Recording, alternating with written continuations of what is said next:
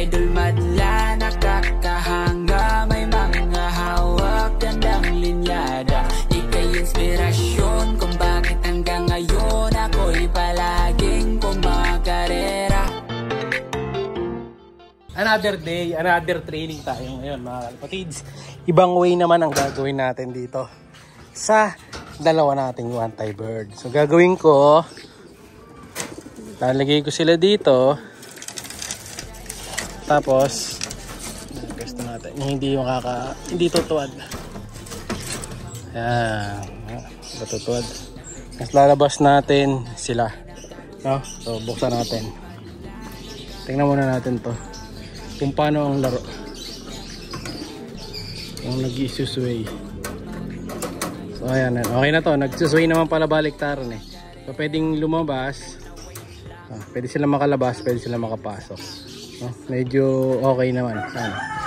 Ayan na, swing lang. Kunin na natin sila.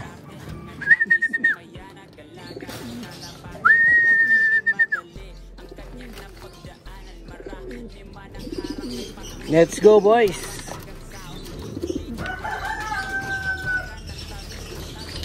Tara dito, one tie. Oops. Pasok. Yan. Kunin natin yung blue bar. Blue, tara blue. Oops. Let's go blue. Yan. Tara muna natin to, syempre. Baka mamaya lumabas yung mga magulang nito. Dalawang clip lang. So, ayun na sila. Buksan ko na, no? Bahala na mga kalapatids. Kung tatakas, alis na lang ako dito. O, ayan. Ayan. Tingnan natin. Ayan na. Lumabas na, unang labas. Huwag kayong lilipad, guys. Ayan, umangat na yung isa. Nako po, umangat na. Nako. Huwag kayong lilipad. So, let's pray na hindi madali yung dalawa na to kasi ayun na nga sila.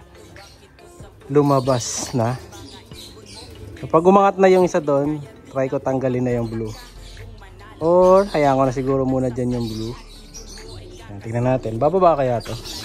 Pero kasi kahapon, ang bilis lang nilang bumaba. Sige lang, sa to. Ayan, ako, umangat na. First day ba yata sila ngayon. Second day na nila actually. Kakaalaman talaga tayo today. Yung kabila tetring ko dapat, kaso bukas na lang, no? So nag-toss din tayo kanina. Ito yung toss natin kanina. Ayan. Lagyan natin sa gilid. Si Madlato nag-toss kanina. So malapit toss. So kung maganda panahon bukas ulit. Sige, lipad na lipad, oh. Patingin nyo sino yung unang dito mga kalapatid. Ang unang lalayo. Ako sa tingin ko yung checkered. Pero sa tingin ko pag yung checkered lumipad, nakakabalik din kagad eh. Ayan. Umaangat na. At pala putulin na to, oh. Ayun mga kalapatid, at putulin na pala yun, oh. Yung kahoy na nakalawit na yun, medyo istorbo sa kanila yun. Para paglalanding sila galing sa malayo, kung masanay man natin sila mahirapang maglanding. Ayan sila. Pag napagod to, papasok din naman siguro agad. Kahapon di naman sila umalis eh. Pumasok din agad eh. Hopefully ngayon din. And then magpapares din pala tayo today ng mga ibon. So ready ko na yung kulungan ko para sa mga pagpaparisin natin ibon. Kasi nga kahapon, di ba, nagpaligo tayo lahat ng kalapati ko na breeder, pati yung mga pang-out, niliguan ko na. Mula dito sa loop na to, papunta sa harap, naligo lahat yan. Ayan sila.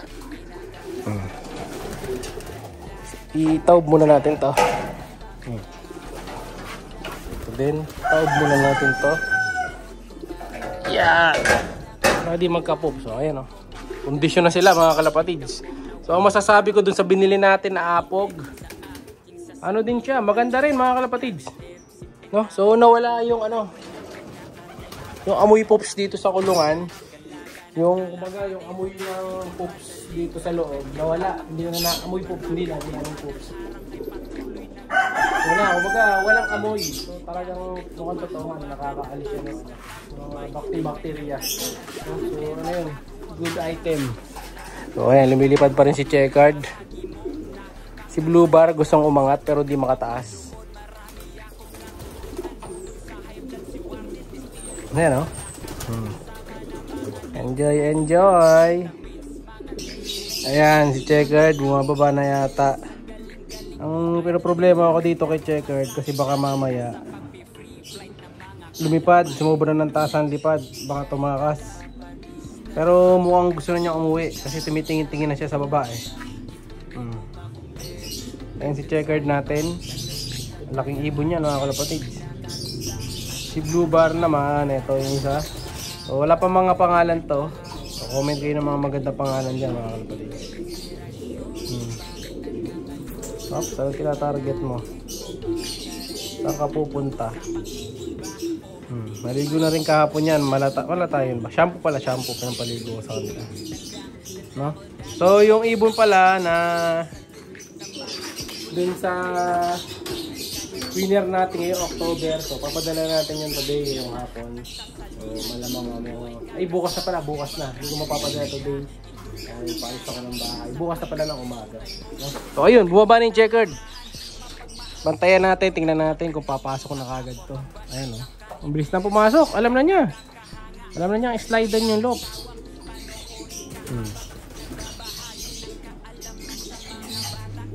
So pag pinagpatuloy nila yung ganitong performance, yung susunod na araw, umaga ko na sila ibababa dito. No? Sasanayin natin sila. Yung morning na sila pupunta dyan. Nakabukas din naman yung trap. So pwede silang pumasok doon sa loob.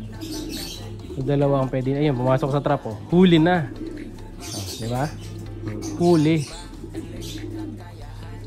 So yan ang isang option. Pagka nahirapan akong hulihin o papasukin, diyan natin sila dadalihin. Yung pagpasok nila sa trap. Huli. May dala ako dito ngayong treats para sa dalawa nating ibon. Tingnan natin kung di aalis yung mga to. No? Oops, nagulat. Oops, sumakit yung isa.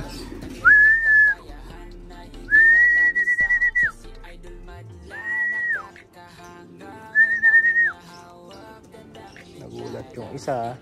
Ngayon na natin dito. Yan. Oops.